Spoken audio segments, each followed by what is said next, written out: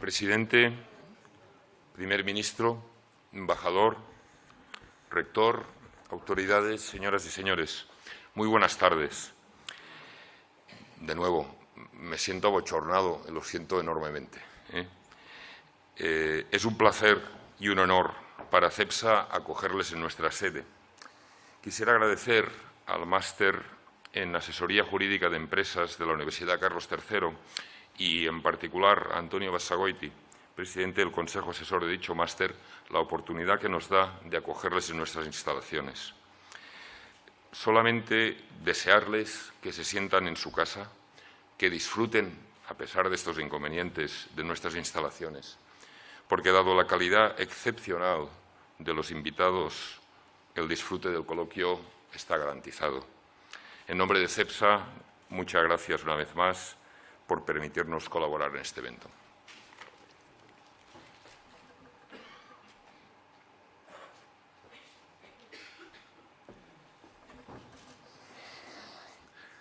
Muchas gracias, Pedro, por darnos la oportunidad de disfrutar de las instalaciones de CEPSA para la celebración de este evento. Agradecimiento que hago extensivo a los representantes de la Asociación para el Progreso de la Dirección, el Círculo de Empresarios y Foro Madrid Empresarial, que han contribuido a la organización del evento. Muchas gracias a nuestro media partner, el diario El País, por la puesta a disposición de elementos esenciales para la organización. Eva. A la Fundación Felipe González y a su directora Rocío Martínez Sampere debemos la guía, el consejo y orientación para la organización también del evento. Presidente González, primer ministro Valls, gracias por dedicar vuestro tiempo a nuestros alumnos y a la universidad. Embajador de Francia, directora general del Instituto Nacional de Artes Escénicas, querido rector Juan Romo, sin tu apoyo la organización también hubiese sido mucho más difícil. Tienes un compromiso claro con nuestra universidad y con la organización de nuestros estudios de posgrado. Apreciado presidente de nuestro Consejo Social, Matías Rodríguez Inciarte, exministros, autoridades académicas, profesores, miembros del Consejo Académico Empresarial, del Máster Universitario en Asesoría Jurídica de Empresa, Antonio Basagoiti, haces un gran trabajo de apoyo al máster en general y a nuestros chicos en particular, y quiero rendir testimonio de lo que estás haciendo. Apreciados alumnos, queridos todos, bienvenidos a este debate coloquio organizado por el Club Alumni por Europa de nuestro máster. Nuestros alumnos quieren avivar la llama del proyecto europeo, quieren un debate público sobre Europa como espacio de paz y de oportunidades. Bajo la idea fuerza de conocernos mejor es hacer Europa, desean fomentar el gobierno por discusión propio de las democracias liberales, como nos enseñó John Rawls. Las actividades del club fueron inauguradas el lunes de esta semana por el presidente de la República de Portugal, Marcelo Rebelo de Sousa, que pronunció una bonita conferencia sobre Europa e Iberoamérica y debatió posteriormente con nuestros alumnos. El presidente destacó que España y Portugal compartieron una visión abierta del mundo en su encuentro con Iberoamérica. Hizo un alegato importante por la sociedad abierta y contra sus enemigos, a los que identificó con el populismo y el nacionalismo. Nosotros entendemos que conocernos mejor es profundizar en las relaciones humanas entre europeos. Es preciso impulsar los lazos de cooperación entre universidades en los programas de posgrado. La verdad, en el grado, el esfuerzo que se está realizando por las autoridades europeas impresiona. Pero tengo que decir que en los programas de posgrado el esfuerzo todavía es muy menor. Queremos, evidentemente, que nuestros alumnos reciban una formación de más calidad cooperando con universidades europeas de excelencia. Pero también queremos que se aproveche esa ocasión para poner énfasis en las relaciones humanas entre los jóvenes europeos, porque con ello vamos a conseguir resaltar lo común y vamos a restar énfasis en lo singular que tiende a la división. Me atrevería a decir que estos programas hacen tanta Europa como las grandes y esperadas decisiones políticas y macroeconómicas. Y también me atrevería a decir que España necesita un gran programa de intercambio de sus alumnados entre las universidades españolas para que los jóvenes respiren un aire fresco distinto del terruño que les vio nacer. Este es un ámbito adecuado para la cooperación público-privada. Los gobiernos pueden hacer mucho, es cierto. Si hacemos un poco de memoria, yo recuerdo en los años 80 del pasado siglo y en los años 90 el enorme esfuerzo que se realizó por el Gobierno de España en un programa científico de impulso de la investigación sin precedente, que nos permitió a muchos jóvenes universitarios realizar nuestras tesis doctorales e incorporarnos a las universidades españolas. Llevamos la vida que deseamos llevar en ese momento y aprovechamos las oportunidades. Hemos sido felices y no he encontrado nunca un mayor canto hacia la libertad. Es verdad que después hemos intentado devolver a la sociedad el esfuerzo que en aquel momento la sociedad hizo por nosotros. La buena política cambia la vida de las personas y cambia la sociedad. Muchas gracias, presidente González. Pero no solo se trata del impulso a través de los gobiernos. Este es un momento en el cual quisiera hacer un llamamiento a las empresas francesas, a las empresas españolas. Un llamamiento para que destinen recursos a esos programas de intercambio de los alumnos en las universidades europeas. Y, desde luego, para que ayuden a nuestros alumnos a dar su primer paso en el mercado laboral a través de los programas de prácticas en las empresas. Nosotros las relaciones con las empresas las tenemos en el frontispicio de nuestra filosofía y por eso tenemos una estrecha relación con las empresas a través del Consejo Académico Empresarial. Muchas gracias.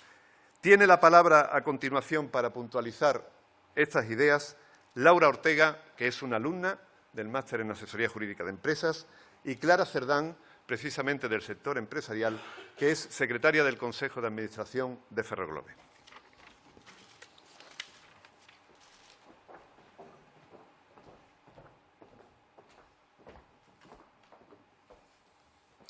Buenas tardes.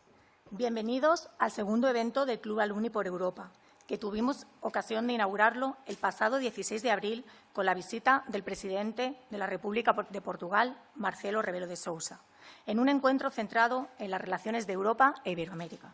El Club Alumni está formado por los alumnos y los antiguos alumnos del máster universitario en Asesoría Jurídica de Empresas de la Universidad Carlos III de Madrid. Hemos creado un foro por Europa, con el que promoveremos encuentros con líderes europeos para fomentar el debate sobre Europa, con el apoyo del Consejo Académico Empresarial, de nuestro rector y de la dirección del máster. Desde el Club Alumni creemos firmemente que conocernos mejor es hacer Europa. Es preciso abrir los ojos a otras culturas para seguir en el camino de apreciarnos más, por la paz, por la convivencia y, en definitiva, por las oportunidades y la libertad. Hoy contamos con la presencia de dos líderes europeos, como son nuestro expresidente del Gobierno, Felipe González, y el exprimer ministro de Francia, Manuel Valls, a los que agradecemos su presencia en el encuentro de hoy. Presidente Felipe González, queremos destacar su papel fundamental en la construcción de Europa, así como su papel en el impulso de la Universidad Española y, en particular, el apoyo de su Gobierno a la creación de la Universidad Carlos III de Madrid. No olvidamos tampoco su política científica, que abrió oportunidades a generaciones de jóvenes investigadores y al progreso científico español. Primer ministro Manuel Valls, apreciamos su liderazgo, por su compromiso con las reformas, por su pasión por Europa, de la que ha dado testimonio con su preocupación ante el riesgo de la fractura de la convivencia y con su convencida lucha para frenar los nacionalismos excluyentes. Muchas gracias. Tiene la palabra Clara Cerdán. Buenas tardes. Presidente de CEPSA, presidente, primer ministro, embajador de Francia, rector de la Universidad Carlos III, autoridades, profesores, alumnos, estimados todos. Desearía dar un breve testimonio de la magnífica labor que la Universidad Carlos III, y en particular el Máster de Asesoría Jurídica, está realizando con el Club Alumni. Como profesora del máster y como mentora de estos alumnos en empresa, soy testigo cada día de la excelente formación técnica y práctica que ellos reciben, pero sobre todo, lo que es más importante, de la excelente formación en valores. En efecto, el Club Alumni, el máster de asesoría jurídica de la Universidad Carlos III, se ha convertido en una cantera excepcional de grandes profesionales en ciernes, abogados en ciernes con muchísimas ganas de aprender, de mejorarse, en definitiva, de crecer profesionalmente. Conocernos mejor, universidad y empresa, precisamente hace que crezcamos más, que crezcamos juntos, que creemos una relación simbiótica entre sendas instituciones, la universidad y la empresa, que sin duda alguna tendrá una repercusión lógica y directa en una sociedad mejor educada. Muchas gracias a la dirección del máster de la Universidad Carlos III, muchas gracias al Club Alumni y muchas gracias a todos por apoyar a la universidad, germen de la sociedad del mañana. Tiene la palabra Eva Saiz, subdirectora del País. Antes que nada, agradecer a CEPSA, a la Fundación Felipe González y sobre todo agradecer y felicitar a la Universidad Carlos III y a los responsables del Máster de Asesoría Jurídica de Empresas por la celebración de este evento y por tener la oportunidad de poder conversar con dos personalidades, como ya ha dicho Laura Ortega, con un europeísmo tan constatado y tan arraigado como Felipe González, presidente de España, y también el primer ministro Manuel Valls. No voy a hacer presentaciones porque son de sobra conocido y entiendo que lo que queremos es escucharles hablar y debatir. Presidente, primer ministro, tenemos auge de nacionalismos, auge de populismos, la extrema derecha asentada en los parlamentos de los principales estados europeos, Brexit, Cataluña, crisis migratoria, la amenaza del terrorismo islámico. Ante esta, digamos que, policrisis en la que está sumida Europa, se habla un poco de la necesidad de una refundación. Pero yo quería preguntarles a ustedes si antes, quizás, de abordar esa refundación no deberíamos responder a otra crisis que creo que es un poco el origen de todo esto, que es la crisis de identidad derivada de la globalización. Es preguntarnos qué significa hoy en día ser europeo, antes que refundar Europa, porque creo que no es lo mismo ser europeo hoy en día que cuando surgió Europa con los tratados fundacionales allá por los 50. Presidente. Bueno, vamos a ver, yo quiero aprovechar la oportunidad para dar las gracias a Manuel Valls, que es la siguiente generación, la de Elena Valenciano, que peleaba con él entre los jóvenes y esto, la siguiente generación, y quiero darle las gracias por su postura y su activismo, por su postura solidaria con España, que es una realidad histórica peculiar, un espacio público compartido desde hace 502 años en su perímetro actual, solidaridad con lo que es esencial en la democracia, que es el respeto a la soberanía, ese demos compartido por todos los españoles, solidaridad, en fin, con la construcción europea, amenazada, como dice, entre otros factores, amenazada por la reacción frente al proceso de globalización de los nacionalismos irredentistas. Se habla nacionalismo, populismo. A mí me cuesta más trabajo hablar de los populismos, Manuel, porque antes que criticar a los populismos, creo que los responsables políticos deben hacer un análisis autocrítico de en qué hemos estado fallando para abrir tanto espacio a la demagogia populista.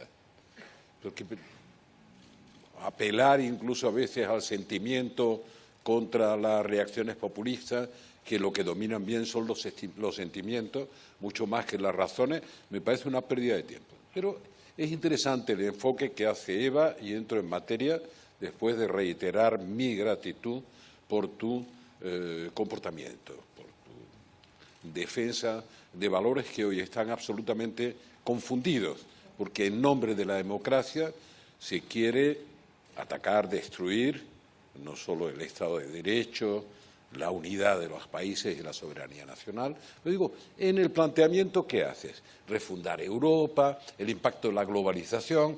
Déjeme que exprese una convicción. La última incursión de fondo que hice en el tema europeo, digo, como trabajo, terminó en 2010, en plena crisis, con ese informe sobre el futuro de Europa, de un grupo de 10 o 12 personas, al que le dedicamos un par de años, y como tantos otros informes, fue un esfuerzo que condujo a la melancolía.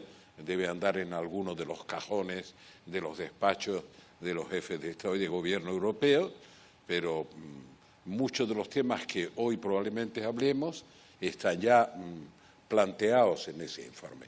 Pero lo que quería destacar, Eva, es que si no existiera este fantástico invento del proceso de construcción europea, Comunidad Europea, Unión Europea, que es un proceso de cesión de soberanía para compartirla, no para que otros la utilicen en nuestro nombre. Si no existiera, hoy la globalización nos debería impulsar a crearlo. Curiosamente, es un esfuerzo que nace de otro propósito, la superación del enfrentamiento, la patología de la guerra, etcétera, el esfuerzo por la paz y la cooperación, etcétera, los valores fundacionales.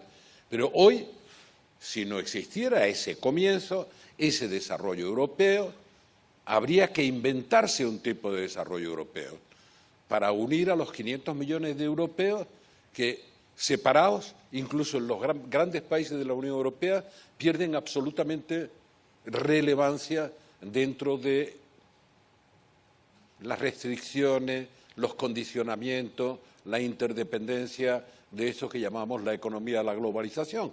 Por lo tanto, me da igual que hablen de refundar, pero que analicen los líderes políticos, los responsables y los jóvenes qué significa Europa.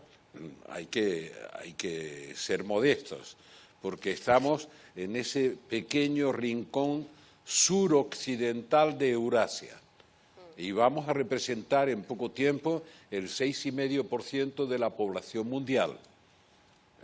Nos estamos poniendo viejos, yo tengo 76 años ya.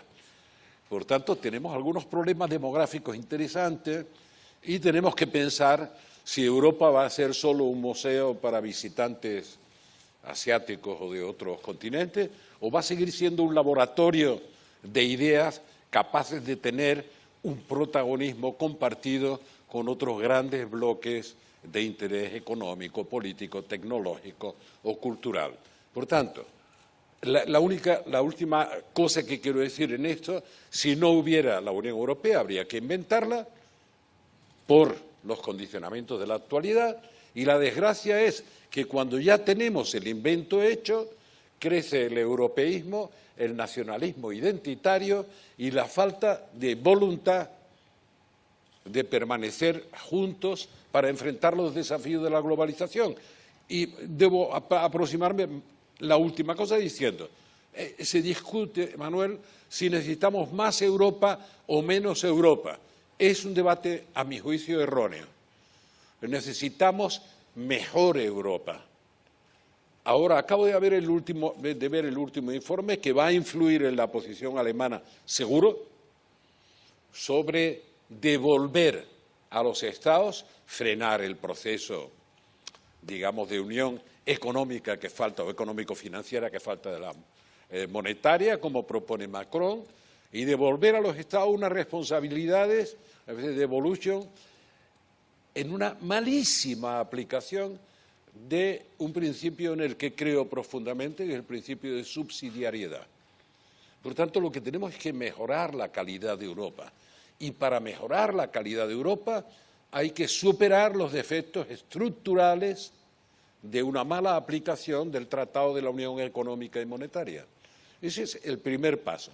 Por tanto, hay que ceder para compartir políticas no solo monetarias, sino políticas económico-financieras, y no olvidarse de que Europa se construye sobre un concepto que es la economía social de mercado, y ahora parece que la dimensión social de mercado sería lo que estorbara para competir en la globalización, justamente en el momento hasta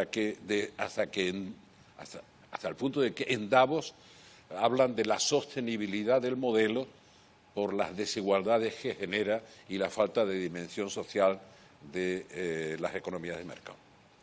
Quería un poco recoger el testigo de la interpelación que le ha hecho el presidente González.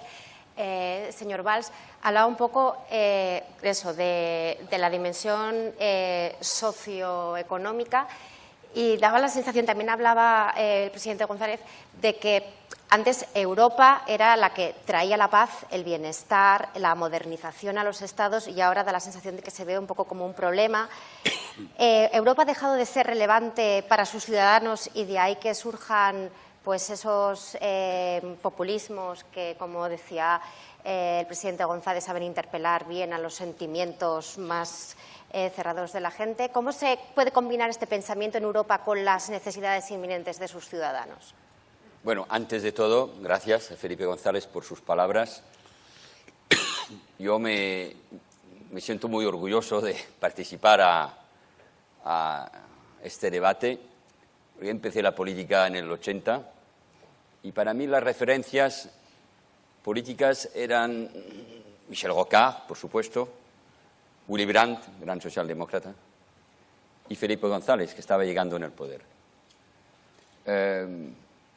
Y la voluntad de España, sobre todo con su gobierno, después de la transición, por supuesto, pero sobre todo con su gobierno, de hacer que España entre en la modernidad a través de sus reformas y a través de Europa, para consolidar democracia, progreso y estado del bienestar, para arrimar el sur de Europa a Europa. Había un proyecto, un modelo, el modelo de Europa respecto, por supuesto, al bloque soviético, pero también a lo que era América, el modelo, digamos, liberal, a nivel económico. Y este modelo hoy está apagado o viviendo una melancolía, sin proyecto, sin sentido. Pero como Felipe, yo también quiero decir que antes de todo, pero es difícil, porque la juventud vive por el presente y por el futuro, y no solo con la memoria. Pero es verdad que Europa, y lo tenemos que decir cada vez, son 70 años de paz. Son estados-naciones que hicieron la guerra durante siglos y que ahora viven en un espacio de paz único. A nivel de la historia, de la civilización, es increíble. 70 años de paz entre Alemania y Francia. 40 años de democracia para España, Portugal y Grecia. Países del bloque soviético que entraron en malas condiciones, pienso, pero que entraron en la Unión Europea. Todo eso, a nivel del mundo, queda aún un espacio para nuestros amigos sudamericanos, pero en el mundo queda como una cosa única. Yo me acuerdo de lo que me decían la gente de Australia, de Nueva Zelanda, o hasta el gobierno chino, pero ¿es verdad que Grecia va a salir del euro? O ahora aún el choque tremendo que representa el Brexit, la Inglaterra de Churchill que se va de Europa. Y los dirigentes europeos tienen que hacer política, de alto nivel, por supuesto, como la hicieron los que construyeron Europa y todos los que con Mitterrand, Kohl, Delors, Felipe González hicieron que Europa sigue siendo un proyecto atractivo. Pero Europa vive, sí, era la primera pregunta, ¿no? Una crisis de identidad muy fuerte. Porque hay el mundo nuevo, 500 millones de europeos que representan aún 8% de la población, va a bajar, como lo decía Felipe González. Y al mismo tiempo, ¿Europa qué es?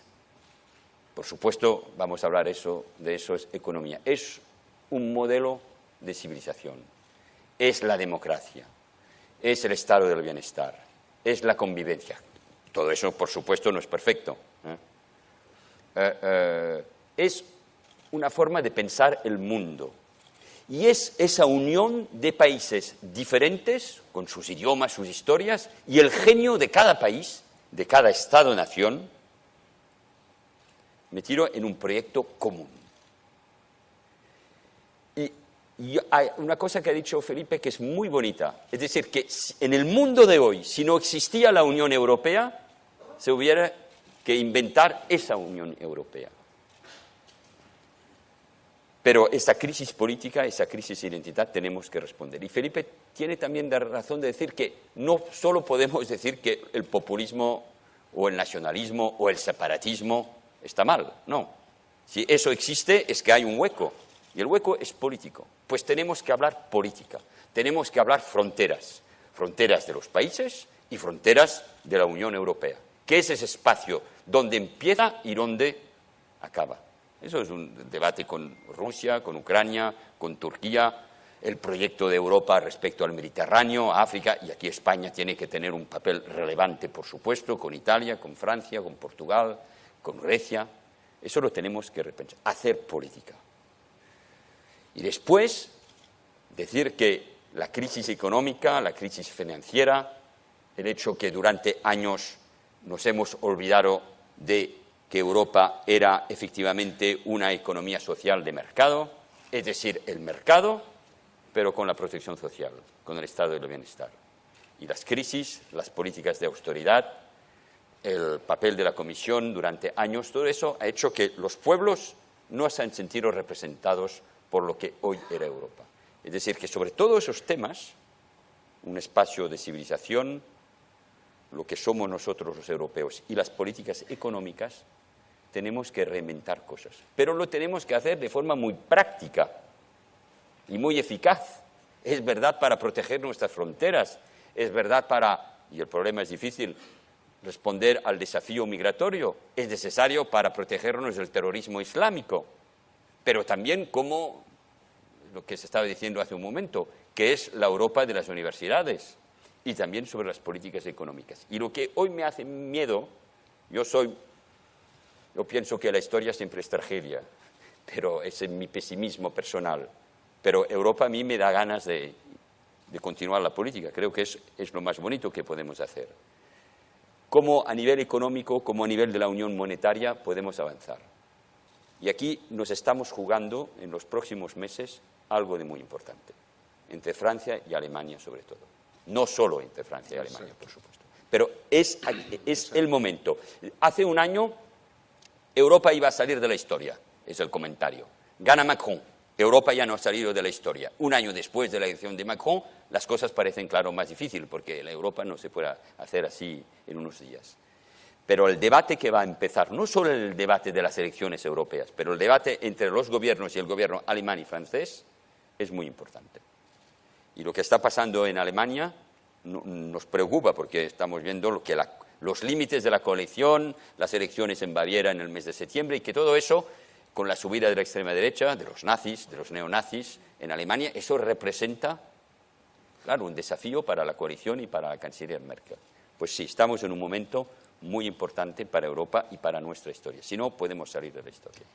Un poco recogiendo esta idea, si no se hace algo ya, digamos, hoy se han reunido Macron y Merkel, han dicho que en los próximos meses se iban a presentar un proyecto, pero creo que también ellos parten desde puntos de partida distintos, que eso demuestra un poco también las dificultades, porque da la sensación de que ahora mismo, si miramos hacia el oeste, nos encontramos con un Estados Unidos que está abandonando el multilateralismo.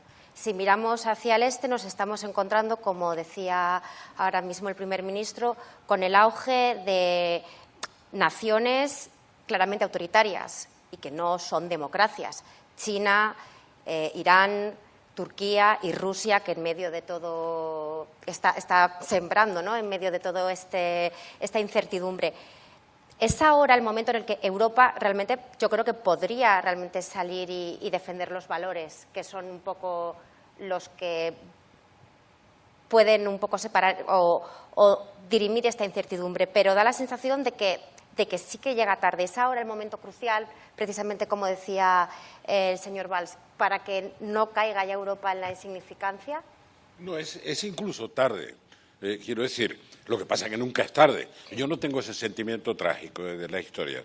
Yo creo que vivimos mejor que hace 50 años, mejor que hace 80 años, mejor que hace 100 años. Yo creo que en general el mundo es mejor. El problema es que como lo conocemos al instante, con esa ruptura de la barrera del tiempo y el espacio para saber lo que pasa, vivimos más angustiados. Por tanto, es tarde, sí, es tarde. ¿Reaccionamos mal a la crisis económico-financiera? Sí, reaccionamos mal y más tarde. Yo no proponía política revolucionaria, pero con que hubiéramos hecho algunos de los esfuerzos que hizo Obama, hubiéramos salido antes de la crisis. ¿Reaccionamos mal a la crisis migratoria? Sí, pero no porque yo critique tal o cual política migratoria. Lo que critico es que Europa tiene la obligación de tener una política migratoria de Europa, porque las fronteras son de cada uno de los países, pero hay un tratado y libre circulación. Por cierto, cuando hay una cierta decepción por Europa, imagínense virtualmente que las cantidades de jóvenes que han vivido ya toda su vida cruzando la frontera sin ningún obstáculo, de pronto se encontraran con 27 fronteras que no pueden pasar, que le están impidiendo, que no sé cuánto. Habría una inmediata revuelta diciendo, ¿pero esto qué es? Pero bueno, entonces no hemos enfrentado la crisis migratoria, la crisis de seguridad es la que es, se nos viene encima el Brexit. Por el momento lo vamos librando bien, porque el Brexit suponía o una vacuna o un contagio. Por el momento es más vacuna que contagio. Pero ahí vemos algunas manifestaciones después del susto de Francia, nos alivia Macron y después viene Italia y nos crea una incertidumbre. Atención, los franceses se creen que es Francia, pero no. Italia anticipa con 20 años lo que nos va a pasar a los demás. Más que Francia, ¿eh? Mucho más. Por tanto, si está pasando algo en Italia, pongan atención, que por ahí nos viene a plazo fijo lo que nos puede pasar. Por tanto, el Brexit por el momento es más vacuna que contagio, pero por el momento. Es verdad que el error del referéndum, la gente dirá que es democrático. Es un error que nunca se le hubiera ocurrido a Margaret Thatcher, que me decía: yo no estoy de acuerdo con lo que hacéis, con el Tratado de la Unión Europea, todo esto es un disparate, yo voy a tratar de frenarlo, pero nunca me voy a apear del tren europeo, nunca. Fue Cameron bueno, él no quería apearlo, pero bueno, dice, ofrece nada más y nada menos que salvar los muebles, dice, y quema la casa y los muebles y todo, es una cosa disparatada. Bueno, tenemos todavía ese desafío. Pero si nos faltaba algún regalo, pues resulta que Estados Unidos lo preside Trump. ¿Cómo lo definiríamos? ¿Que es populista, nacionalista? No es nada, es absolutamente imprevisible. Y claro, que el presidente del país más importante del mundo sea imprevisible, que no sepamos qué tweet tiene en su cabeza ahora mismo para sorprendernos, tiene que hacer reflexionar a Europa. Tiene que hacerlo reflexionar, porque no... Olvídense, después de lo que pasa en Siria o en no Siria y tal, que siempre me llama la atención las reacciones, todo el mundo pide, oiga, esta comunidad internacional, ¿por qué no le para los pies a ese sátrapa de no sé cuánto, no sé qué y tal? ¿Por qué no interviene y tal? Interviene y dice, esta comunidad internacional, ¿por qué no cumple la legalidad internacional? Fíjese, pero minuto a minuto.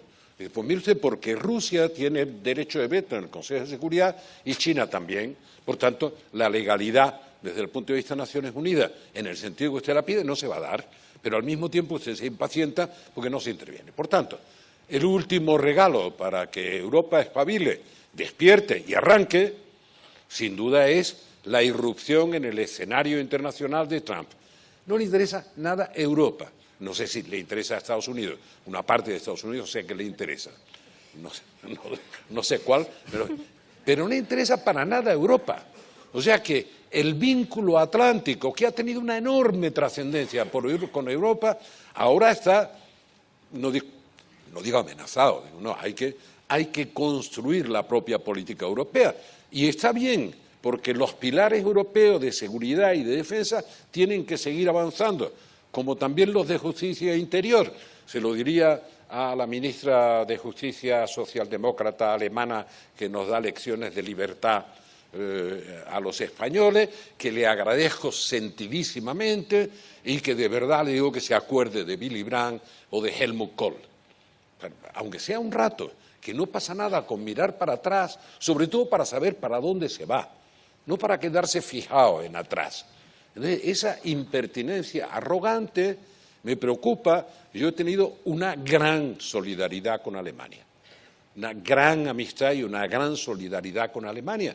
Pero, como has entrado en el tema Alemania, debo decir que en la Alemania de la que Helmut Kohl o Willy Brandt, pero digo Helmut Kohl porque no es de mi tribu, decía con toda claridad: renuncio al marco y acepto el euro porque no quiero que nunca más haya una Europa alemana, quiero una Alemania europea.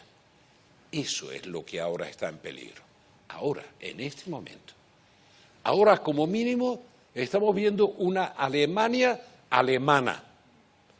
Y en muchas ocasiones, como lo muestra la ministra y el portavoz parlamentario de los socialdemócratas, no Schulz, a no confundir, una Alemania que empieza a tener la arrogancia de decirnos cómo tenemos que ser demócratas o libres.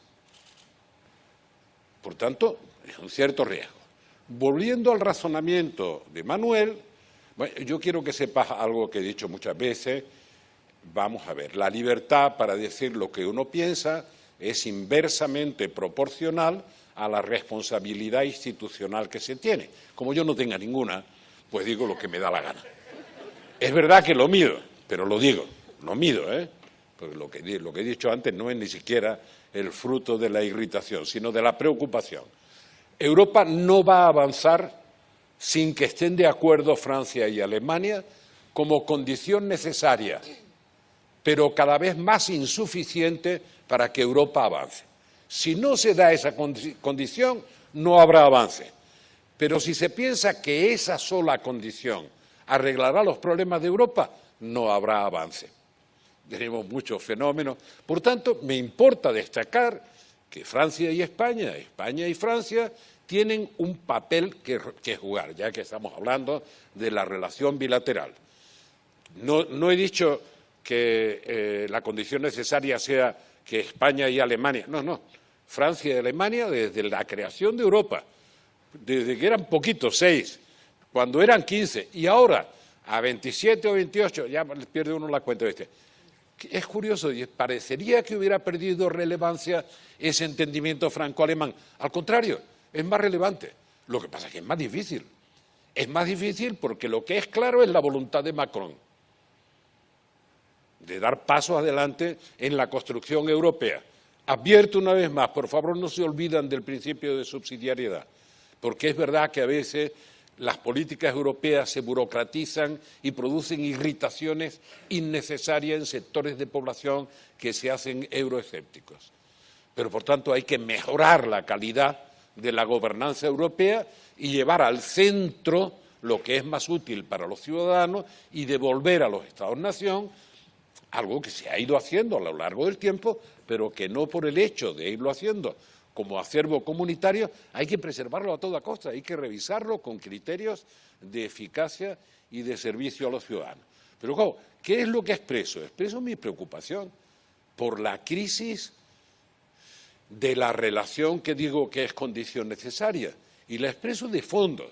Es verdad que, me dices con todo pragmatismo, hay elecciones en Baviera en septiembre. Bueno, y es un pequeño grano en la coalición de la coalición. Es un pequeño grano, pero siempre hay elecciones. Una vez en Baviera y otra en otro lado. Hombre, si las elecciones en Baviera, aparte del recurso que hizo aquel señor por su cuenta, recurso de amparo ante la Corte Constitucional alemana, preguntándole a la Corte Constitucional si Baviera podía hacer un referéndum de autodeterminación, y no se lo admitieron a trámite. Se lo voy a mandar empaquetado a la ministra de Justicia para que lo lea, porque lo conocimos en enero de 2017, como respuesta a ese recurso de amparo, que no lo admiten a trámite, pero dicen en un folio en un foro, el equivalente a la Corte Constitucional, le dice, oiga, señor, este recurso no es admisible. En Alemania la soberanía es la soberanía de todos los alemanes. Ningún Länder, ninguno, tiene derecho a plantear ninguna autodeterminación. Ninguno. Por tanto, olvídense de esto, porque esto afecta a un principio básico constitucional que en Alemania se respeta y se cumple.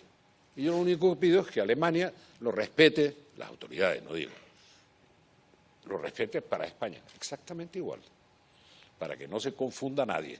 Por tanto, me preocupa, y me preocupa no porque haya elecciones en Baviera, hemos esperado mucho tiempo, a lo mejor hay que esperar a después de septiembre, no. Dice, ¿tiene margen de maniobra Angela Merkel para avanzar en el proceso de construcción europea? Tiene todo el margen de maniobra si tiene convicción, y ninguno si no está convencida de que Alemania tiene que ser europea y no Europa alemana. Entre otras cosas, a uno le aumenta el margen de maniobra, puedes creérmelo porque soy viejo, Manuel, cuando sabe que está en el último mandato. Esto no es aplicable a España, el presidente Rajoy cree que no. Pero cuando sabe que está en el último mandato, el margen de maniobra se le amplía. El último mandato de Kohl fue renunciar al marco, y probablemente pagó eso, para integrarse en el euro. El problema es de convicción. ¿Quieren los alemanes de la generación que está en el gobierno una Alemania europea o una Alemania orgullosa de sí misma o que le diga a los demás cómo se hace la política? Este es el gran desafío que tenemos, el primero, porque no me sorprende que haya tensiones nacionalistas en el este de Europa. Porque, digo, no me sorprende, siempre trato de hacer un esfuerzo de comprensión. Los países que nunca han sido soberanos e independientes y que acaban de estrenar soberanía, a veces confunden la dependencia de Moscú con la dependencia de Bruselas. Dicen, no, aquí que no toquen mi soberanía. Oiga, ¿cómo? Espérese. O sea, y lo he oído decir, aparte, hay algunos fenómenos que son, digo, para distender. A mis amigos polacos les digo, oye, que sois vosotros los que queréis entrar en Europa. No pretenderéis que Europa, ya cuando tenían su papa y todo, entre en Polonia, ¿no? Es al revés el proceso, pero más allá de eso, hay problemas de nacionalismo irredento en el este de Europa que tienen una explicación, y la explicación es que acaban de estrenar soberanía, que nunca la han tenido, que los propios polacos han estado obligados durante siglos a desarrollar un extremismo funcional para mirar al mismo tiempo a Alemania y a Moscú, porque no le daban tiempo a mover la cabeza, ¿no? Si la movían para acá, le daban por aquí y por aquí. Por lo tanto, uno tiene que comprender que esos fenómenos existen para avanzar. Hablando de la ministra de Justicia alemana, y entro en otra materia también relacionada, lamentablemente España ha pasado de ser en las últimas 2 décadas prácticamente irrelevante en Europa a estar en primer plano también por un problema que aglutina populismo y también soberanismo, que son también los males de los que hablábamos anteriormente, que es Cataluña. Les voy a pedir, a ver si se quieren mojar un poquito, ¿quién creen que tiene más razón? ¿La Audiencia Provincial de Schleswig-Holstein, que en unos días ha determinado que el señor, el expresidente de la Generalitat huido, no ha cometido delito de rebelión? ¿O el Tribunal Supremo Español, que lleva varios meses sobre el asunto y cuya sala de apelaciones ha confirmado que sí que hay delito de rebelión? No, le corresponde a Manuel, pero si tiene dificultad, que no se preocupe, que yo le entro a todo. Bueno, yo estoy más o menos en el mismo caso que Felipe, estoy muy libre. Además, ya no estoy en un partido. Se te nota, se te nota. Soy diputada. Y no es que puedo decir lo que me pasa por la mente, por supuesto, pero yo creo que contestar esa pregunta pasa primero para recordar que Europa es una unión de Estados-naciones. El otro día en la entrevista en La Sexta, Felipe dice que España es uno de los antiguos, si no el más antiguo Estado-nación. Hay Francia, por supuesto. No sé si es bueno o malo, pero es el más antiguo, sí. Hay Francia y España que pueden competir sobre ese tema. Inglaterra, por supuesto. Y después hay los nuevos Estados-naciones, como Italia, pero también como Alemania. Esa federación con esas reglas muy potentes que recordaba Felipe hace un momento. Y cada país tiene que respetar, cada país europeo, a esos Estados-naciones. Y esos Estados-naciones tienen que respetar a Europa, al menos lo que hemos creado juntos. La moneda, el espacio judicial, los temas de seguridad, etcétera, etcétera. Creo que, respecto al tema catalán, supongo que porque el trabajo no se hizo de España hacia Europa, y el mal trabajo del nacionalismo catalán sí se hizo hacia Europa. Así seguimos. Y Europa, también pasa en Francia, siempre le cuesta entender lo que pasa en los otros países. No se interesa o piensa que son solo problemas internos. No, el problema catalán no es un problema interno a Cataluña y no es solo un problema interno a España. Es un problema para Europa y por eso me metí en este debate. No solo como hijo de catalán, porque pensaba que una región tan importante como Cataluña, con su historia, con su enlace con España, con el resto de España, y siempre lo digo, España sin Cataluña o Cataluña sin España, eso no tiene sentido, pero era un problema para toda Europa. Y tardaron los dirigentes europeos a hablar sobre el tema catalán. Lo hicieron, pero tardaron. Dejando el tema sobre Cataluña puede salir de España e ir libremente en la Unión Europea y en la zona euro, sin perder nada. Eso era una mentira. Y se tiene que hacer otra vez el trabajo. Con nuestra amiga ministra de la Justicia, una amiga de Felipe. Porque eso es muy peligroso. Es muy peligroso. Ustedes, si el señor Puigdemont, creo que hablamos de él, ¿no? Sí. Pasa en Francia, yo sé lo que pasa. ¿Qué hubiera pasado? Francia se lo hubiera entregado. Pero por supuesto, porque respetamos a la justicia española, a la democracia española, a la Constitución española, que es una de las más democráticas que existe. Después puede haber aquí un debate sobre lo que se tiene que hacer. Y, por supuesto, antes de todo, para Cataluña es un proceso político. Pero también hay una justicia. Si en Alemania, lo decía Felipe, o en Francia, hay en Francia un presidente de región que empieza a pensar en su habitación solo, que va a organizar una consulta para salir Bretaña o Alsacia o no sé qué región, hasta Córcega, del marco nacional, se lo piensa, no se puede pensarlo mucho tiempo. Ni se despierta. Y ni se despierta. Por eso se tiene que respetar a España. Y por eso la justicia veremos en qué condiciones, pero no habrá otra solución en el mando, además del mandato europeo, del euroorden, que fue resultado de jefes de gobierno y de Estado que pensaron lo que tenía que ser Europa, no solo respecto al terrorismo, pero en una forma general, en el espacio judicial europeo. Si no hay una solución, pero ¿cómo la gente va a decir, pero puede haber un espacio judicial único en Europa?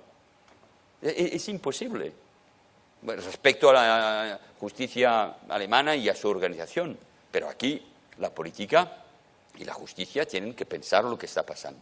Pues yo soy aquí optimista y pienso que eso va a arreglarse. Pero es muy importante que los dirigentes políticos alemanes, cuando hablan de ese problema, lo entiendan.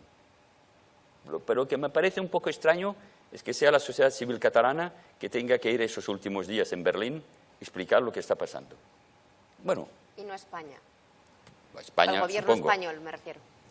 Hay una batalla política e ideológica tremenda que tenemos que llevar sobre lo que es Europa, lo que estamos discutiendo con Felipe. Y si no llevamos esta batalla, es lo que hace Macron, es lo que dice el otro día en el Parlamento Europeo, pues la tenemos que llevar todos, políticos, económicos, la sociedad, para ganar esa batalla. Porque eso es batalla política en el mejor sentido del del tema. Por eso, yo voy mucho también a Alemania.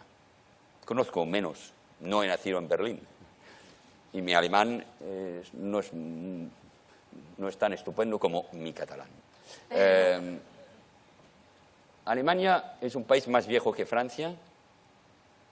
Es un país que esos últimos años ha vivido como casi, no digo un complejo de superioridad, pero como el país que ha hecho las reformas, después de haber sido el hombre enfermo de Europa en el año 2000. Y tenemos que hablar, y lo hacemos los franceses, por supuesto, siempre creo de forma inteligente, mejor, pero tenemos que hablar a los alemanes. Yo me acuerdo muy bien de lo que pasó cuando llegó Schröder en el poder. Hubo un momento difícil, porque Schröder era una nueva generación, la de después de Brandt y de Kohl, y pensaba que Alemania ya tenía no que olvidar el pasado, pero ya no vivir con el pasado, y tener una nueva alianza con Inglaterra, con Gran Bretaña, y una nueva alianza entre Schröder y Blair en la socialdemocracia europea. En poco tiempo cambió, porque creo que la historia es más fuerte que lo otro, que la política de cada día. Y volvimos a una relación difícil, pero una relación entre Francia y Alemania.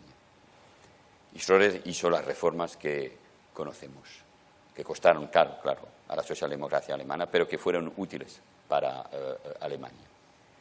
Y me acuerdo de lo que decía Helmut Schmidt en el Congreso del Partido Socialdemócrata alemán, de no olvidar que Alemania tiene que ser europea y que, como lo decía Felipe, que Europa no tiene que ser alemana. Y también hago mía la expresión de Felipe, que Alemania no solo puede ser alemana. Y lo que está pasando hoy es eso, porque los jubilados, porque las pensiones, porque el épargne en Alemania hoy es más importante que todo. Y las declaraciones del presidente del Grupo Demócrata Cristiano en el Parlamento Europeo, varias declaraciones de dirigentes alemanes respecto a las proposiciones de Macron, son preocupantes. Yo creo que la canciller, creo que Merkel tiene la posibilidad de mover y de moverse, y va a moverse, pero no todo va a jugarse en 6 meses, pero lo que va a pasar ahora es muy importante, porque después entramos en elecciones europeas, cambio de comisión y vamos a perder tiempo. Y última reflexión, en la continuación de lo que decía Felipe. Nos preguntan a todos, ¿qué pensáis de Trump y qué vais a hacer respecto a Trump? Yo creo que Trump es una oportunidad increíble para Europa. Mala para el mundo, pero para Europa le puede... Bueno, mala para el mundo, pero son los americanos que lo han decidido. Es decir, que nosotros, claro, el mundo votó a Obama. Salió bien, los americanos también. Y votamos todos a Hillary Clinton. Pero son los americanos que votaron a Trump. ¿Y por qué? Porque entre California y Nueva York hay unos americanos que piensan diferentemente de lo que nosotros pensamos para Estados Unidos. Yo no sé cómo las cosas van a acabar, pero lo que sé es que sea sobre economía, comercio internacional, relación con Asia, relación con África, seguridad, defensa, tenemos muchas cosas que hacer nosotros europeos. Sin olvidar la alianza con América. La hemos comprobado estos últimos días con los ingleses y los americanos, nosotros franceses, bombardeando sitios de armas químicas en Siria. Y necesitamos, por supuesto, esa alianza. Pero no solo podemos contar sobre eso. Y tenemos que, de una forma, creo que para Alemania, para los países que viven sobre todo con el miedo de Rusia y la protección pues, americana, es el momento de cambiar de estrategia. Pero es verdad que tenemos que escuchar también lo que piensan los pueblos. En Hungría, en Polonia o en Bulgaria no solo hay fascistas y racistas y antisemitas, hay, por supuesto, pero también hay en Francia y también hay en Alemania. Y no podemos dar lecciones nosotros en Francia, que vivimos desde el 83 con una extrema derecha que representa ahora más o menos entre 30 y 35% de los votos en la segunda vuelta de la presidencial. 11 millones de gente que votaron por la candidata de la extrema derecha. Es mucho. Perdió, no es creíble sobre los temas de Europa, pero 11 millones de votos. Es mucho. Y tenemos que escuchar lo que está pasando en nuestros países. El miedo de la invasión, el miedo de perder soberanía. Yo no soy de los que piensan que tenemos que echar a esa gente y a esos países. Pues el debate sobre los temas de inmigración es un debate complicado. Un búlgaro acaba de escribir un libro muy europeo y pensando que Macron y Merkel pueden avanzar juntos. Pero ha dicho en una fórmula que no es la mía, y no sé si la comparto porque es muy brutal, pero dice que la crisis migratoria del 2015 es el 11 de septiembre para los europeos. El choque. No sé cómo lo vivís aquí en España, pero fue un choque en Alemania, ha sido un choque también en Francia, menos, pero el miedo en toda Europa.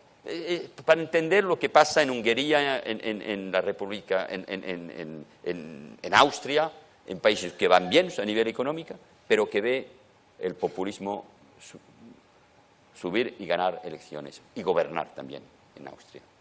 Pues eso creo que el reto de la inmigración, cómo podemos integrar, cómo podemos hacer esa alianza con África, cómo podemos avanzar, cómo podemos tener una política de inmigración, pero también de asilo que sea comunitaria, que sea europea, eso es uno de los temas más importantes, porque los temas económicos sí, por supuesto, pero si no somos capaces de tener una respuesta sobre ese tema, en cada país y en estos países sobre todo, el miedo va a dominar las políticas. Y creo que es uno de los retos más importantes. Una respuesta y una explicación a todos los temas que plantea. Bueno, primero lo ha dicho esta vez muy elegantemente, que el gobierno español debería estar más presente en la explicación política de lo que está pasando en Europa, porque es verdad que nos dan los independentistas sopa con ondas. Ahí están todo el tiempo predicando contradictoriamente. La democracia está en peligro.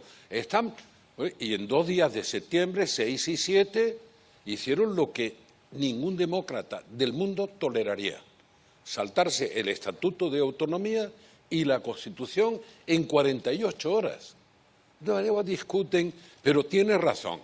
No sé si se van a acabar estas vacaciones gubernamentales, pero en algún momento se acabarán y tendremos que explicar seriamente lo que pasa para que haya, de verdad, para que haya por lo menos un criterio a nivel europeo, porque realmente hay mucho despiste, mucho desgaste. Y como tú estás preocupada por la euroorden y ya te he dado 2 o 3 titulares, así que no te inquietes. No, lo que te digo, por la euroorden...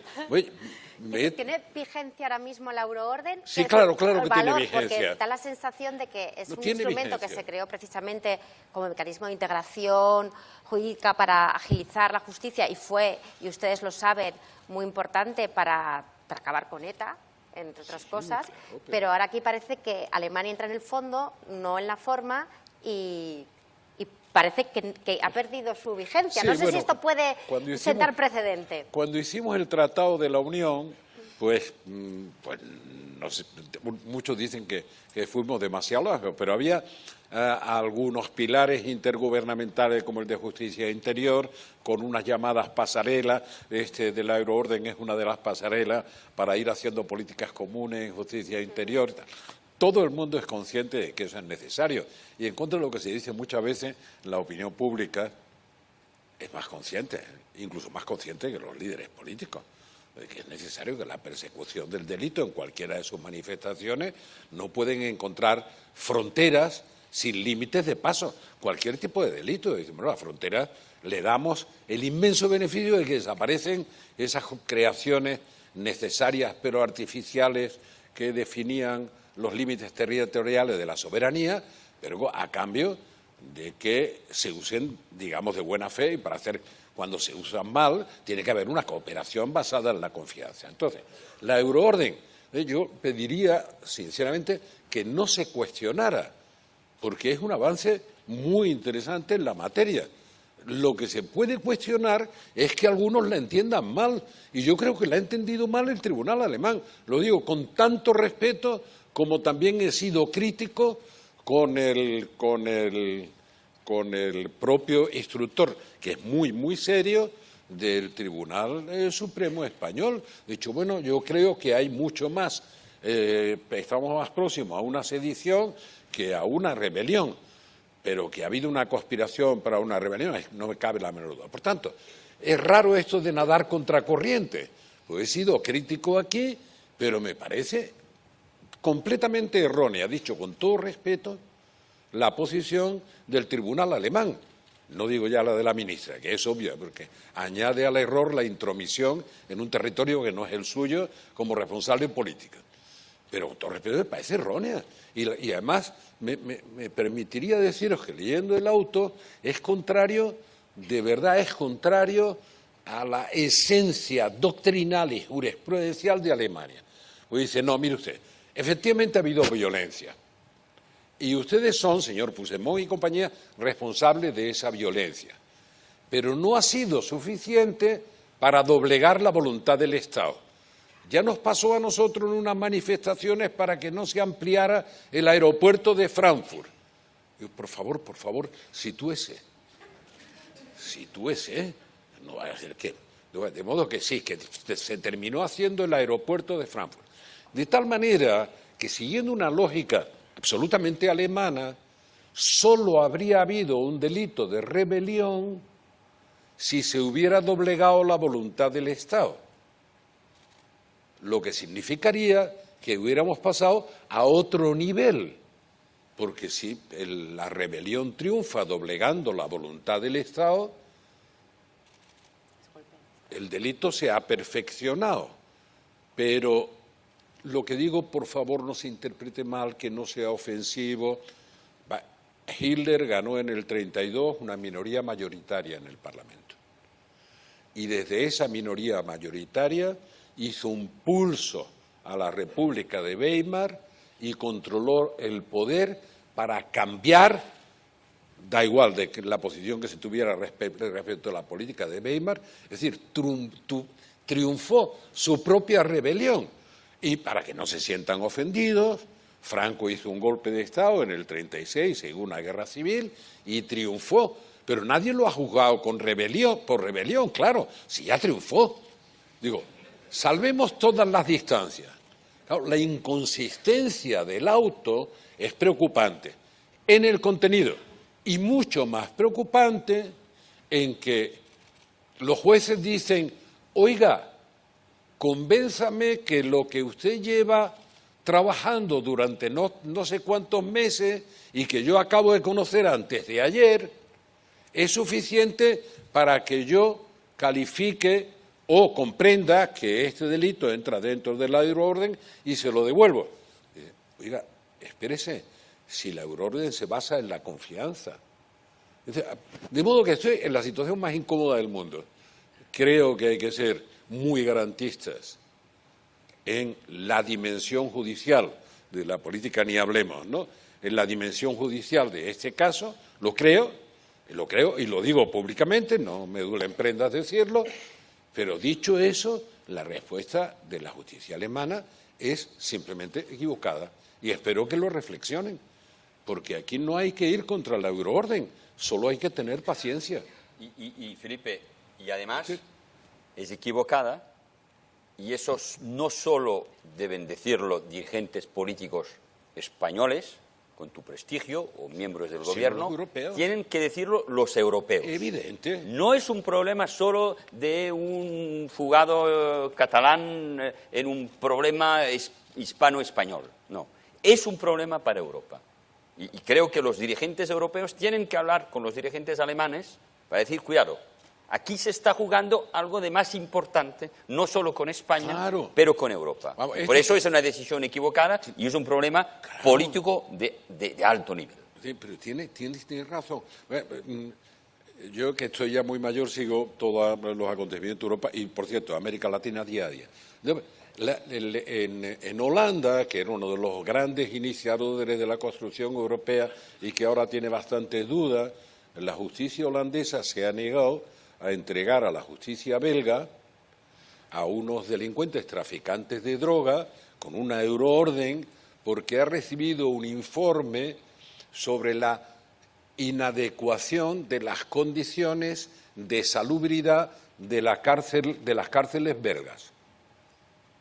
Dice, no, mire usted, no se los entrego porque van a estar más cómodos en Holanda. Espérese, que usted no tiene que juzgar ni siquiera el procedimiento. Por tanto, es verdad que hay ciertas señales de alarma que de verdad, subyacen a esas señales de alarma un afán de recuperación de un nacionalismo equivocado que en materia judicial, créanme, es muy sensible y muy importante. Por lo tanto, como este era el primer comentario y no quería dejar de responderlo, resulta que voy a contracorriente con lo que se hace aquí y ahora lo que tengo que aclarar es que es un disparate, con todo el respeto, lo que ha dicho el tribunal alemán. Disparate por entrar a analizar los contenidos de la instrucción y disparate por decir que no se perfecciona el delito hasta que no se doblega la voluntad del Estado. Dice usted está diciendo que una vez doblegada la voluntad del Estado hay que reconquistar el territorio. ¿Qué es lo que está diciendo usted? Párese a pensarlo, aunque sea un fin de semana más, que es lo que ha tardado en ver el expediente. No le pedimos mucho, pero otro fin de semana. Lo digo con ironía, pero por favor, he estado siempre, he defendido, algunos amigos me lo reprochaban, desde el minuto 1 de la caída del muro de Berlín, la unidad alemana. Y algunos amigos de verdad me lo reprochaban. Y hoy me reafirmo en mi posición, en mi convicción. Por tanto, no me tuerce la voluntad el que tengamos ningún incidente. Ha hecho la dimensión internacional y quiero terminar con eso. Es verdad que se han creado emociones, la mayor parte muy injustificada por los flujos migratorios. Porque verás, estamos viviendo en estos días el paso de un flujo de 750.000 a 800.000 personas de Venezuela a Colombia en la frontera. A Colombia. En la zona de frontera, en esa zona de 2.500 kilómetros, Colombia tiene unos $2.000 per cápita. Y han pasado 750 a 800.000 personas. Es obvio que los servicios, los que hay, que no son muy desarrollados, han reventado todos. Y que la zona, digo, la seguridad también sea. Pero lo mismo pasa en la frontera de Brasil y en no sé cuánto y tal. Y debo decir una cosa que me duele decir, pero que explica lo que nos pasa. Los países más desarrollados y con mejores servicios son mucho más sensibles a la alteración que producen los servicios, el flujo migratorio, que los países pobres que decían, como decían los campesinos de mi tierra cuando yo era un niño, donde comen 3, comen 4. Pues si han venido estas criaturas que dicen los jordanos o los libaneses, dice, ¿qué vamos a hacer? ¿Cuánto es lo que ha pasado de Siria al Líbano? Pues la cuarta parte de la población del Líbano ha entrado en 3 o 4, la cuarta parte de la población del Líbano. Y es verdad que aquí tenemos que explicar 800.000 veces, España sobre todo, que mira, España ahora está bien, exportamos cositas y tal, estamos bien, incluso estamos en un 30 y pico %. Pero nosotros durante siglos lo que hemos hecho es exportar exilio político y migración, nada más. Eso era lo que exportábamos a gente.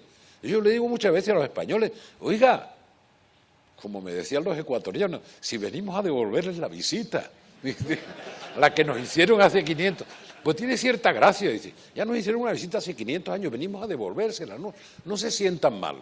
Bueno, entonces digo, imagínate, ¿qué es lo que ocurre en una sociedad con mucha menos capacidad económica que recibe un flujo de migración forzada por la satrapía de Maduro, ya que hablamos de la cooperación entre España y Francia con América Latina. Dice, ¿qué hace con eso? Dice, imagínate, con una tibia reacción sobre ese problema a la comunidad internacional. Es que Colombia solo Colombia, si es Colombia, Brasil y algunos países limítrofes, va a recibir más flujo migratorio en la misma cantidad de tiempo que los 500 millones de europeos respecto de esta crisis que nos aterra. De verdad, hay que explicarlo. Después, cada uno que tome la posición que sea. Pero explicar significa desactivar la demagogia, por favor. Y claro, hablamos de Trump y bueno, yo también respeto que los que han votado a Trump, ya tendrán tiempo de pensarlo con esto del proteccionismo y lo que les va a costar a ellos el proteccionismo. Es verdad que Europa tiene que hacer más política exterior. Por ejemplo, podía aprovechar, ya que hemos hablado de una región del mundo tan próxima culturalmente a nosotros como América Latina, a nosotros como europeos, podíamos aprovechar para acabar el acuerdo birregional, el primero que tendría Europa con Mercosur, y el acuerdo con México. Ya sé que hay obstáculos, pero no son los obstáculos del proteccionismo y de la política de guerras comerciales de Trump.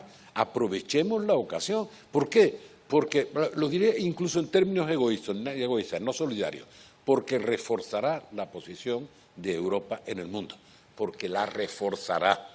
Y a veces, no sé si los tratados no se arreglan, no sé por qué de los aguacates. No estoy haciendo una broma. Hay que avanzar, hay que eliminar esos obstáculos, demostrando de verdad que nosotros sí tenemos una vocación de defender la libertad de comercio. Y en eso España y Francia se tienen que entender, igual que se tienen que entender en el impulso de la política europea. Y como he destacado el papel de Francia, ahora debería sacar el pecho de lata imperial en pie de igualdad. No. Francia tiene que hacer su papel y España el suyo, sin duda. Pero el liderazgo del sur de Europa para compensar las renacionalizaciones que se pretenden en otras zonas de Europa lo tiene que tener Francia. Aprovechemos que Macron quiere. Y si quiere, vayamos. Analicémoslo y vayamos juntos frente a la gallardía de Putin. Hombre, y de vez en cuando pensemos en China, ya que has hablado de Asia, porque pasa completamente desapercibido el movimiento tectónico más importante de la realidad mundial para los próximos 30 años, es posicionamiento de China respecto de Estados Unidos. Bueno, a China, aparte de las correcciones que han hecho ahora en el último Congreso, pareciera que los ha bendecido Dios con el regalo de Estados Unidos presididos por Trump, porque están dejando todo el terreno libre.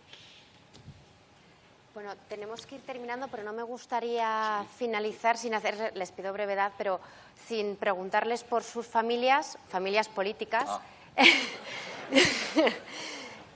Sobre la socialdemocracia. Ha dicho él que no tiene ya familia, pues yo sí tengo. Yo he preguntado por las familias políticas, que son la socialdemocracia, es uno de los pilares y de los que fundaron la Unión Europea, pero ahora parece que está en crisis. Yo sé que aquí tienen los dos opiniones un poco contradictorias, pero sí pido brevedad, pero sí me gustaría un poco conocerla, porque sé que el presidente González cree que aún hay cierto futuro, pero al primer ministro Valls le he escuchado recientemente decir que, no me atrevería a decir que sí que está muerta, pero que realmente está agotada. No sé. Ándale. Sí, yo creo que el proyecto de Partidos Socialdemócratas está agotado. No los valores, no el proyecto político, es decir, democracia y estado del bienestar y convivencia. Pero sí creo que está agotado. Por razones diferentes según los países, por supuesto. Hay la historia política de cada país. Los sistemas electorales, que hace que en Alemania o en España se puede aguantar más que en Francia con un sistema mayoritario que puede acabar en un partido en poco tiempo. ¿Por qué? Porque era una forma demasiado rápida. La socialdemocracia no, y es muy fácil decirlo hoy, no supo responder a lo que representaba el fin del comunismo, era su victoria. y con diferentes vías posibles, la que era la vía española, creo muy próxima de lo que podían pensar a un momento los socialistas franceses, con sus contradicciones, por supuesto, la vía de Blair, la de Schröder, pero no hubo una respuesta común. Difícil, ¿eh? Después no supieron responder, y también debe ser rápido decirlo así, a la crisis económica, a la globalización, a la crisis financiera. Y además los pueblos pensaron que los socialdemócratas, de forma justa o injusta, que sea en Francia o en España o en Alemania, eran corresponsables de esa crisis. Y creo, sobre todo, y es lo más difícil, que no encontraron la respuesta a la crisis identitaria, hablamos de eso, abierta no solo por el 11 de septiembre del 2001.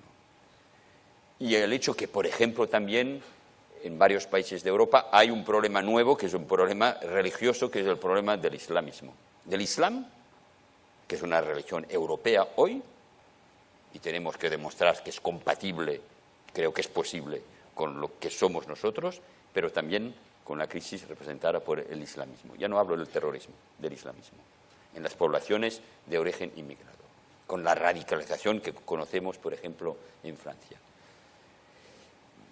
Los populismos o parte de la derecha buscan una solución radical, dura. La socialdemocracia tiene esa crisis. Es que puede salir de esa crisis con su propia respuesta, a mí me parece difícil, pero del punto francés lo digo, por supuesto, y respecto a lo que está pasando en otros países. Veo las dificultades, y no voy más lejos, de la dificultad para los socialistas españoles de inventar una respuesta sobre lo que es un patriotismo español. Yo creo que la izquierda, reformista, socialdemócrata, tiene, y es un francés que habla, creo que fue la izquierda que inventó la nación francesa, la nación moderna, en el siglo XIX. ¿Cuál es la respuesta? ¿Cómo se puede combinar patriotismo, siendo de izquierda, con el amor de Europa y con una visión internacional generosa? Eso es la gran dificultad. Hay un espacio político donde esas ideas existen. Hoy también en Francia, porque bueno, hay un espacio que llevan los sindicatos reformistas, a espera de más justicia social, de lucha contra las inigualdades, una cierta idea de lo que es el laicismo, que yo llevo más que otros, pero existe este espacio. Pero el espacio político partisano, ¿no?, me parece hoy difícil. Se tiene que inventar, a pesar de todo eso, otra cosa, y acabo con eso. O en España, como en Francia y en otros países, se inventan nuevas fuerzas políticas o nuevas coaliciones. Yo pienso que en España, y sin pretensión, pero el próximo gobierno tendrá que ser un gobierno de coalición. O se piensa que la gente, que es lo que está pasando en Francia, que piensa la misma cosa, casi, sobre Europa, sobre el modelo de civilización, sobre la convivencia, sobre la lucha contra el populismo, el racismo, el antisemitismo, que es el gran mal que existe hoy en España, en Francia, perdón, como en Alemania y en otros países. Una forma de gobernar, de respetar a la democracia.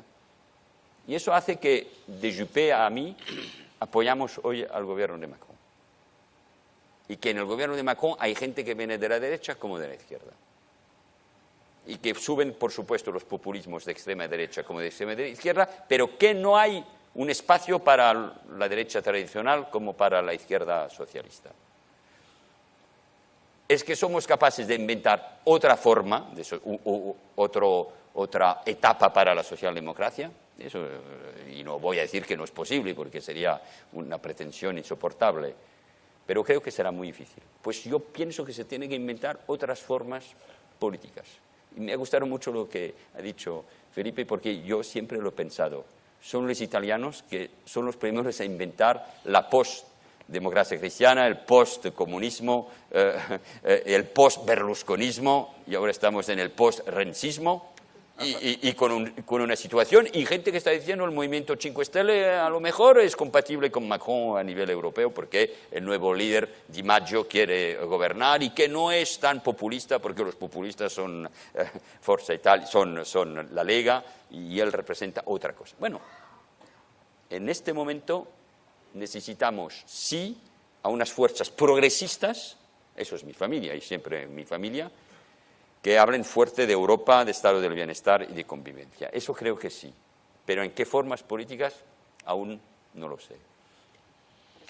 No sé, yo que soy del Partido Socialista y que incluso que he hecho algo durante mi vida pues por él, y incluso he llegado a ganar mayorías, esas cosas que a uno se le ocurren, estas mayorías sociales, con proyectos progresistas y de reforma y tal.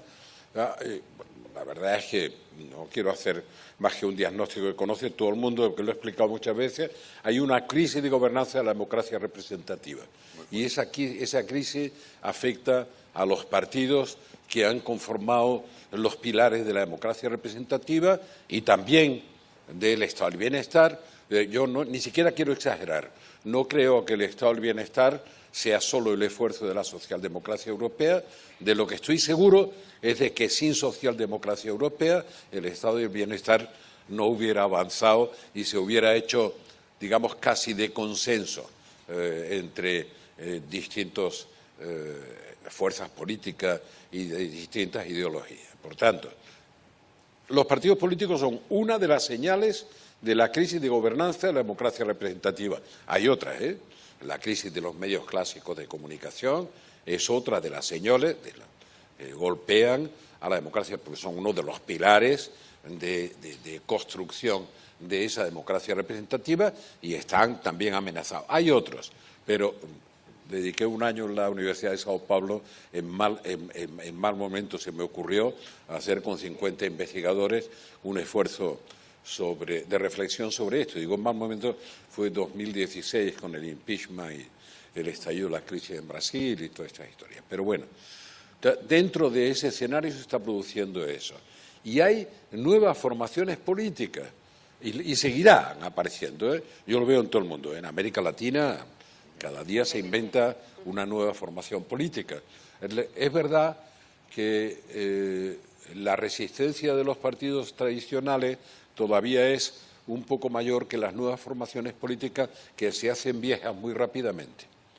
O sea, que aparecen, no en general, aparecen como la reforma que se necesita como alternativa a los viejos partidos, pero parece que casi desde el nacimiento, por lo menos desde el bautismo, empiezan a adquirir los vicios que vienen a denunciar con su aparición. Por tanto, son muy efímeros.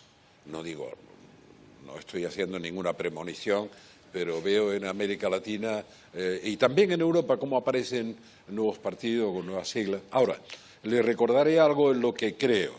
Los partidos son instrumentales al servicio de la sociedad. Cuando el instrumento no sirve a la sociedad, no es capaz de generar la confianza de las mayorías sociales, la lealtad al partido no puede estar por encima de la lealtad a la sociedad. No puede. Es a la sociedad a la que sirven los partidos. ¿Se pueden renovar y cambiar? Se deben renovar y cambiar. Cuando se estaba muriendo Willy Brandt y estaba peleado, y no por su voluntad, con los nietos de Willy, pues yo, que pertenecía a la generación de los nietos, de Roeder, Lafontaine y compañía, iba a verlo. Y yo estaba muy, muy, muy, muy enfermo, poco tiempo antes de morirse. Me decía para el congreso que hicimos en Berlín, mira, la socialdemocracia tiene la virtualidad, estoy hablando, y él veía ya el cambio en el mundo, tiene la virtualidad de que puede tener nuevos comienzos.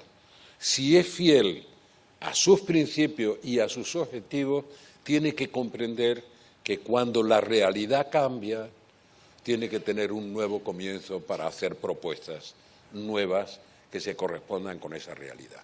¿Cuál ha sido la tragedia de la izquierda? No hablo solo de la socialdemocracia. La izquierda se casa con los instrumentos y no con los objetivos. De tal manera que cuando los instrumentos para alcanzar los objetivos se vuelven inútiles, se olvidan de los objetivos y siguen casados con los instrumentos. Y lo que ha cambiado esta nueva realidad son los mecanismos instrumentales para alcanzar objetivos. Pero yo creo que puede tener un nuevo comienzo. Y si no lo tiene, pues peor para la socialdemocracia. Yo me moriré en el propósito, pues tampoco merece mucho la pena más que llamar la atención, pero no las alternativas, de verdad, las alternativas no las veo. Y diría como de Europa. Curiosamente, es verdad que después de la crisis del comunismo, añadida a la galopada de la revolución tecnológica y la interdependencia, la globalización, la socialdemocracia no supo responder. Pero lo más curioso es que los valores de la socialdemocracia, por tanto sus objetivos, como decía antes, de la construcción europea, son más necesarios que nunca en la economía de la globalización. O sea, que nos estamos volviendo más inútiles en el momento en que la sociedad más nos necesitaría si miráramos a la sociedad y no a nuestro corralito interno, a la sociedad y a sus necesidades para ofrecer esa respuesta. Pero pasa, si a alguien le consuela, pasa en todos los partidos tradicionales. Bueno, pues la verdad es que yo seguiría hablando hasta que se hiciera de noche y más allá, porque es bastante interesante todo lo que hemos hablado, pero ya me temo que tenemos que ir concluyendo, así que agradezco al presidente Felipe González y al primer ministro Manuel Valls y doy la palabra a Víctor Moreno, director del Máster en Asesoría Jurídica de Empresas, para que clausure el acto. Gracias. Bueno, muchas gracias, moderadora. Muchas gracias, en primer lugar, a los dos participantes en este coloquio. Hemos trasladado la sede de la Universidad Carlos III a este edificio de CEPSA. Muchas gracias a la compañía por habernos cedido este espacio, por habernos acogido en su casa, por haber hecho que un acto académico, una lección más de una clase del Máster de Asesoría Jurídica de Empresas en el día de hoy, en la tarde de hoy, la celebremos aquí. Y es un momento muy especial, es un día en que los alumnos de la universidad, de una universidad pública, que quiere ser una universidad de la calidad, se encuentra con las empresas, se encuentra reunido con su Consejo Económico Empresarial y se encuentra con dos figuras que vienen a debatir desde la perspectiva académica, universitaria, en un análisis enormemente inteligente. No voy yo a glosar lo que han dicho ambos. Evidentemente concuerdo con sus apreciaciones desde el punto de vista político, desde el punto de vista de la integración económica, de las relaciones de Francia y España en Europa y en un mundo globalizado. Es una lección para nuestros estudiantes, el Club de Alumni y los exalumnos del Máster en Asesoría Jurídica de Empresas en su 11ª edición de este año. Les agradece a los dos ponentes, les agradece de corazón su presencia, les agradece su disponibilidad y la posibilidad de haber podido compartir esta tarde con vosotros dos, señor presidente, señor primer ministro. En prueba de un detalle, un puro detalle de la universidad por este acto, queremos entregarles un libro de cabecera, un libro que en la universidad se entrega en los actos, el presidente ya lo sabe, se entrega en los actos más relevantes, que es acoger a los nuevos doctores honoris causa. Es una edición del Quijote que, con sumo gusto, la Universidad Carlos III y el Máster os entrega a ambos. Muchas gracias.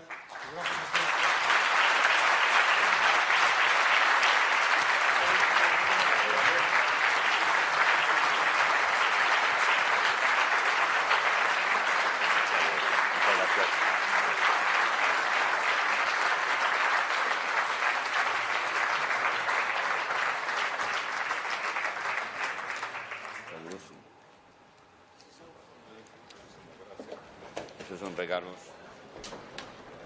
Una cuestión de orden, un momento. Como tenemos una copa de vino español para los que tengáis ganas de tomaros un vino, me dicen desde la organización que desde el auditorio, desde la mitad